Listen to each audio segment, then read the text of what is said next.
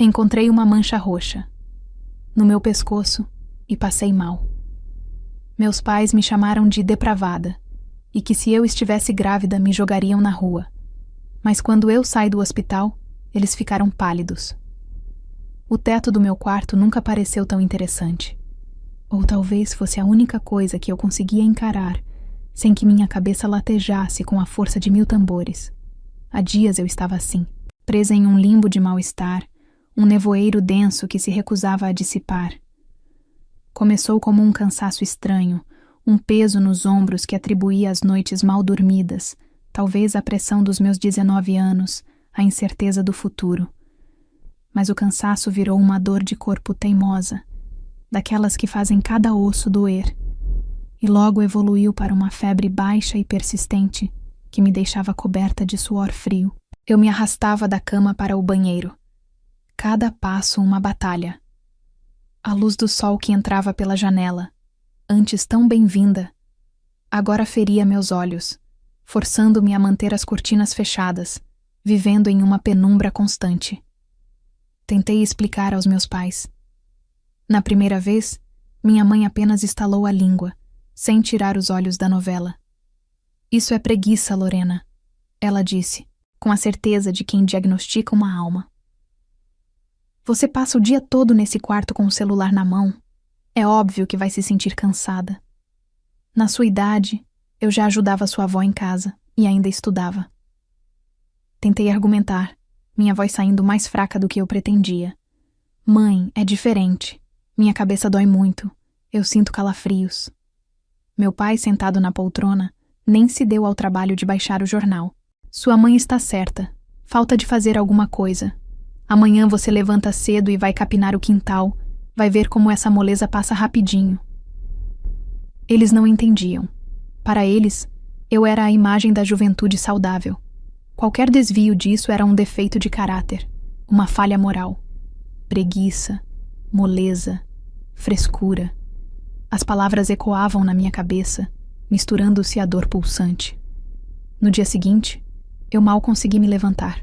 O mundo girava violentamente toda vez que eu tentava firmar os pés no chão. O enjoo era constante, uma onda que vinha e voltava, deixando meu estômago revirado. Mãe, por favor, me leva no médico, implorei, encontrando-a na cozinha. Eu me apoiava na porta, sentindo minhas pernas tremerem. Eu acho que tem alguma coisa errada, de verdade. Ela se virou, com uma expressão de pura irritação. De novo essa história, Lorena? Você quer matar a gente de preocupação? Não tem nada de errado com você. É só uma virose, no máximo. Toma um chá que passa. Mas já faz dias, insisti, sentindo as lágrimas de desespero brotarem. Eu nunca me senti assim antes. Pare de drama, ela cortou ríspida. Não tenho tempo nem dinheiro para gastar com médico por causa de manha de adolescente. Se você estivesse realmente doente, estaria com uma febre de 40 graus, vomitando tudo. Agora, saia da minha frente que estou ocupada. Derrotada, voltei para o meu quarto, o santuário escuro que era também a minha prisão. Eu me sentia tão sozinha. Era como gritar por socorro dentro de um quarto à prova de som. Eles estavam ali, a poucos metros, mas não me ouviam. Não queriam ouvir. Passei o resto do dia na cama, alternando entre cochilos febris e um estado de vigília confuso, onde os sonhos se misturavam com a realidade. Eu sentia meu corpo lutando contra algo invisível, uma batalha interna da qual eu era apenas o campo de guerra. À noite, a febre piorou. Eu tremia tanto de frio que meus dentes batiam, mesmo debaixo de 3 cobertores. Minha nuca começou a doer de uma forma estranha, uma rigidez que eu nunca tinha sentido. Era difícil até mesmo virar a cabeça no travesseiro. O medo, um sentimento gelado e paralisante, começou a tomar conta de mim. E se fosse algo sério? E se eu estivesse perdendo um tempo precioso enquanto meus pais me acusavam de ser preguiçosa? Reuni o que restava das minhas forças e me arrastei até o espelho. Meu rosto estava pálido, com olheiras fundas e um brilho febril nos olhos. Eu parecia uma estranha para mim mesma. Foi então que, com o coração acelerado pelo esforço e pelo pavor, eu vi. Inclinei a cabeça para o lado, tentando aliviar a dor no pescoço, e a luz fraca do banheiro incidiu sobre a pele. Ali, logo abaixo da linha do meu maxilar, uma mancha. Não era vermelha como uma picada de inseto, nem amarelada como um hematoma antigo. Era roxa. Uma mancha de um roxo escuro, quase preto, pequena, mas inconfundível, como uma pincelada de tinta sombria na minha pele.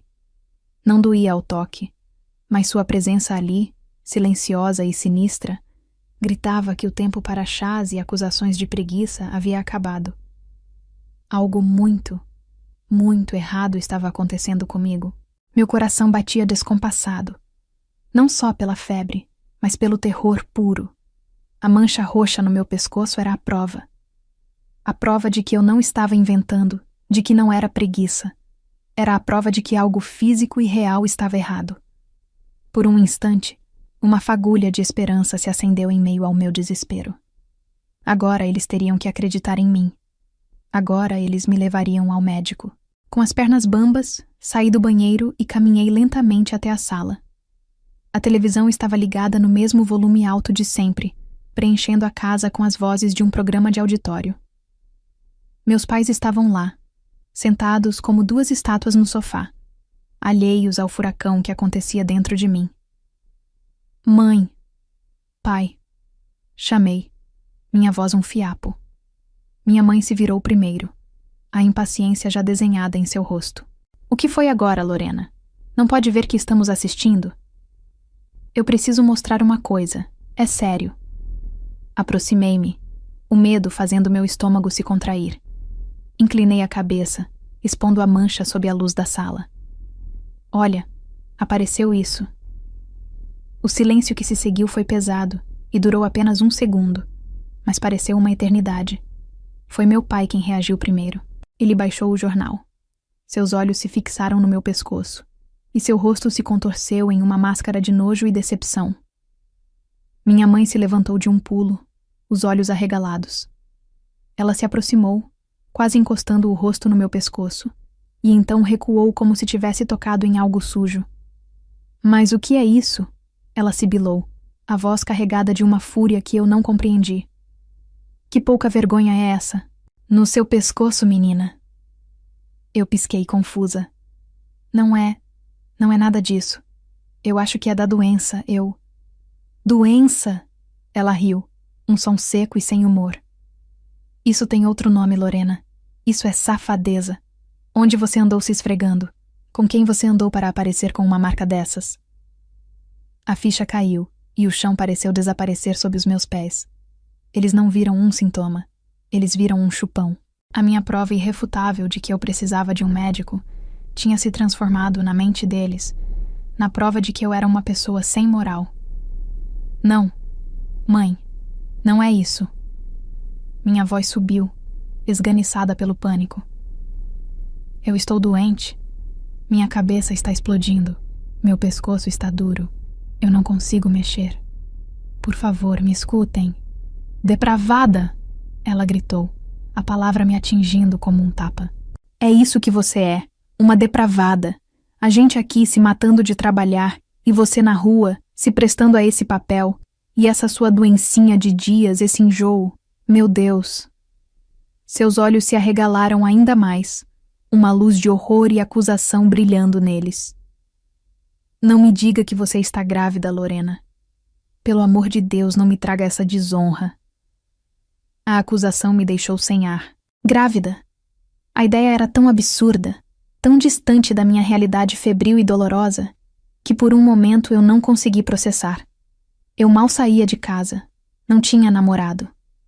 A minha vida era casa, estudos e alguns encontros com minha melhor amiga. Grávida? Claro que não, respondi, o desespero se transformando em indignação. De onde vocês tiraram isso? Eu estou doente, preciso de um hospital.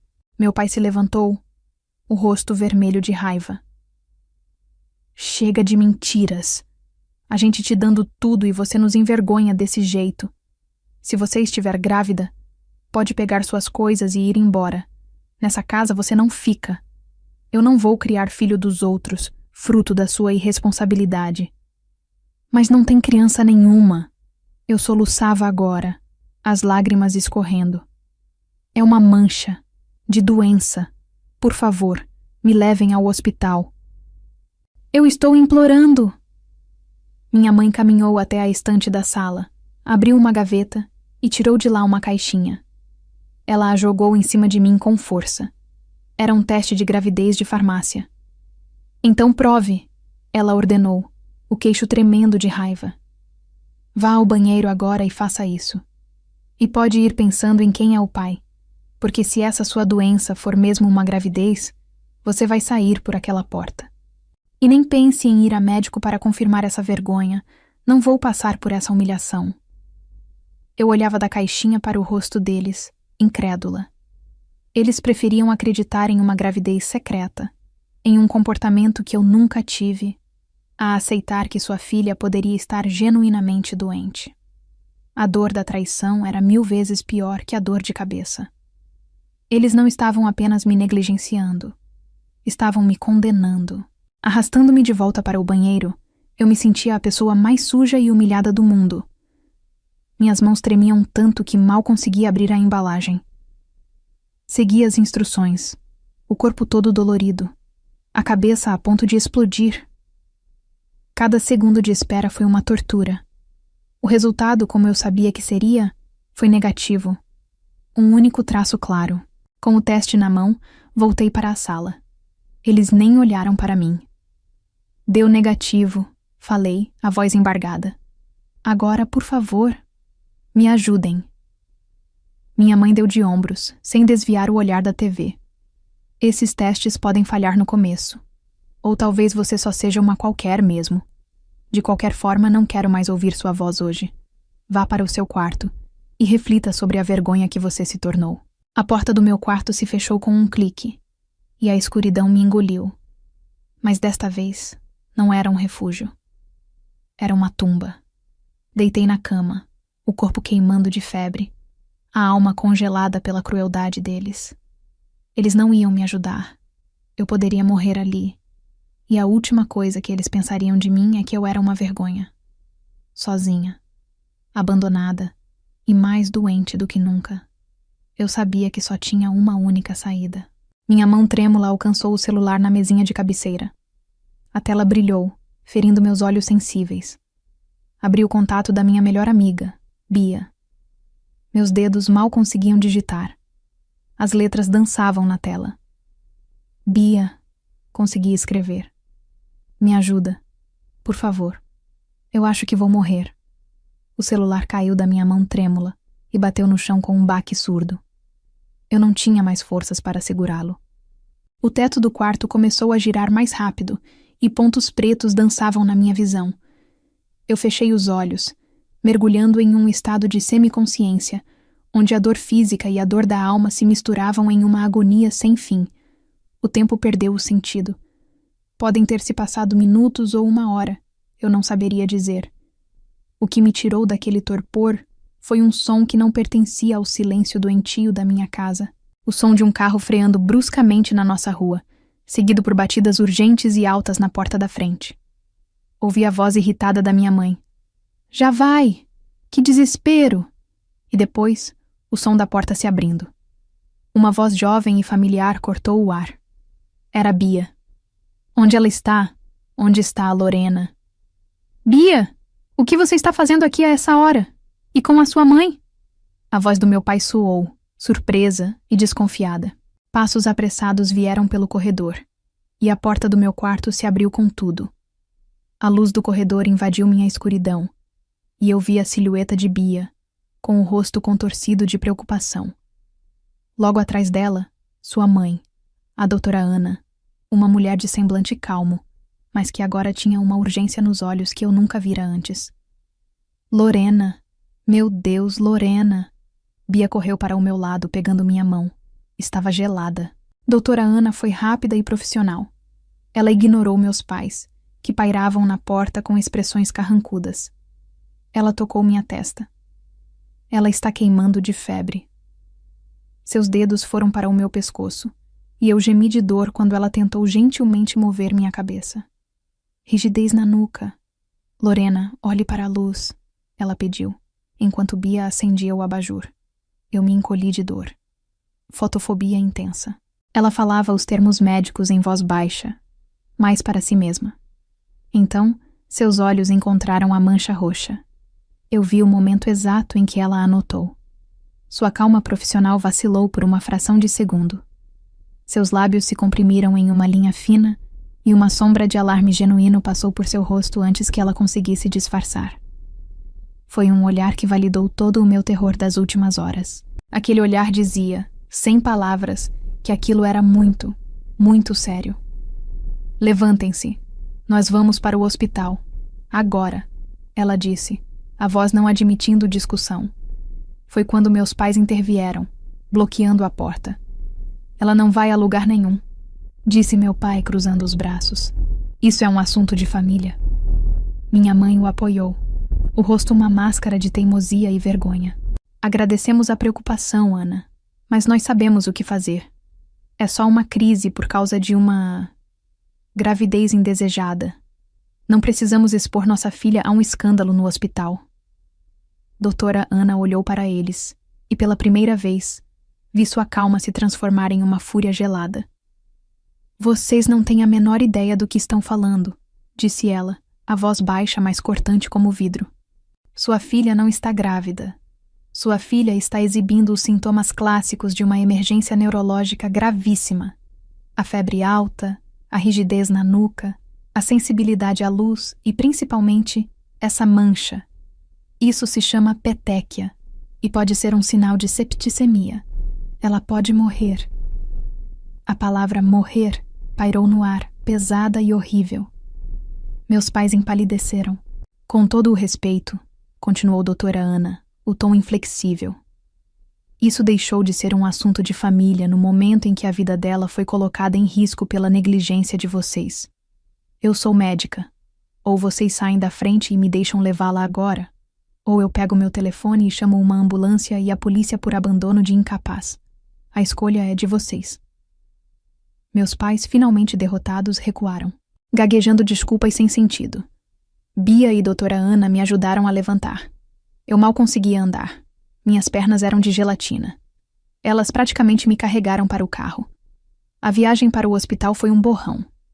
Lembro-me do rosto preocupado de Bia me segurando no banco de trás e da voz calma de doutora Ana ao telefone, avisando ao pronto-socorro que estava chegando com um caso suspeito de meningite. No hospital, tudo foi rápido. Uma equipe já me esperava. Fui colocada em uma maca, cercada por enfermeiros e médicos. Senti a picada de uma agulha no meu braço e logo um líquido gelado começou a entrar na minha veia. As perguntas eram rápidas, diretas. As luzes eram fortes, mas as pessoas eram gentis. Pela primeira vez em dias, eu não me senti sozinha. Eu me senti segura, depois de uma série de exames, incluindo uma punção lombar que foi tão assustadora quanto necessária.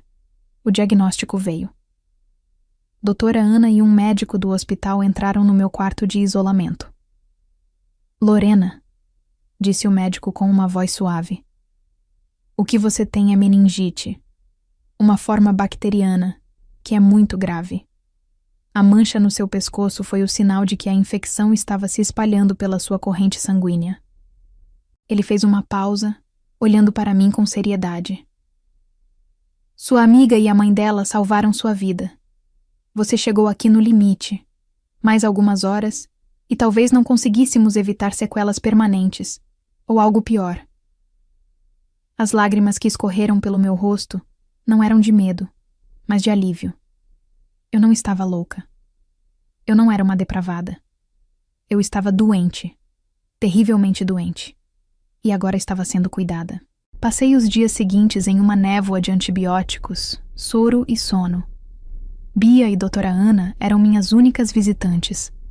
Elas me traziam revistas, conversavam comigo e, o mais importante, elas acreditaram em mim. Meus pais não apareceram. Nenhuma ligação, nenhuma mensagem. Naquele silêncio, enquanto meu corpo se curava, minha mente se fortalecia. A gratidão que eu sentia por minha amiga e sua mãe era imensa.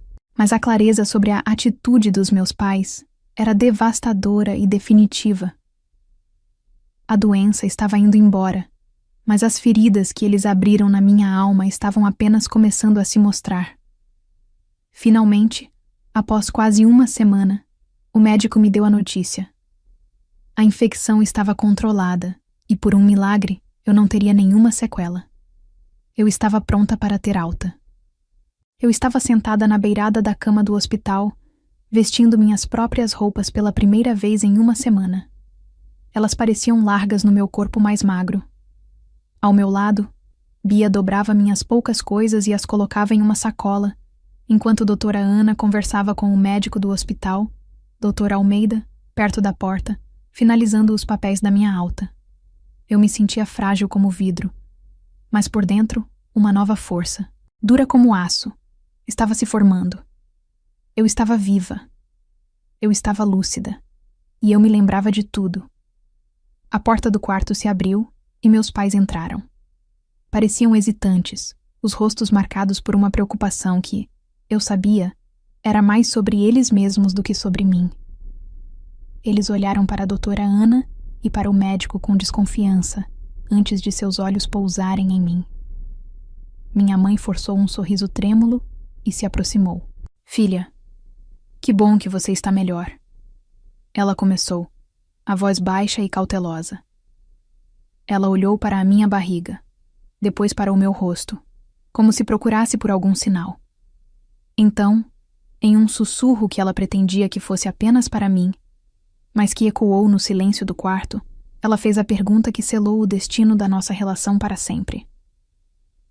Então, você perdeu o bebê? O ar gelou. Bia parou de dobrar uma camiseta, o queixo caído em incredulidade. Doutora Ana fechou os olhos por um instante, como se sentisse uma dor física. Doutor Almeida, que ouviu perfeitamente, baixou a prancheta lentamente e olhou para os meus pais com uma expressão de total espanto. Perder o bebê? Disse o médico, a voz calma, mas carregada com o peso de uma autoridade inquestionável. Do que os senhores estão falando? Meus pais se encolheram sob o seu olhar. É que ela estava passando mal. A gente pensou, gaguejou meu pai, sem conseguir terminar a frase. Deixem-me esclarecer, continuou o doutor Almeida, dando um passo à frente. A filha de vocês não estava em nenhum momento grávida. A filha de vocês deu entrada neste hospital com um quadro de meningite meningocócica, uma das infecções bacterianas mais perigosas e fulminantes que um ser humano pode ter. A mancha no pescoço dela era um sinal de septicemia. Isso significa que a infecção estava no sangue dela, envenenando-a de dentro para fora. Ele fez uma pausa, deixando as palavras pesarem no ar. Meus pais ficaram lívidos. A cor sumiu de seus rostos, deixando-os com uma palidez de cera. A Lorena me contou tudo, prosseguiu o médico, o tom agora mais duro. Contou que implorou por ajuda durante dias.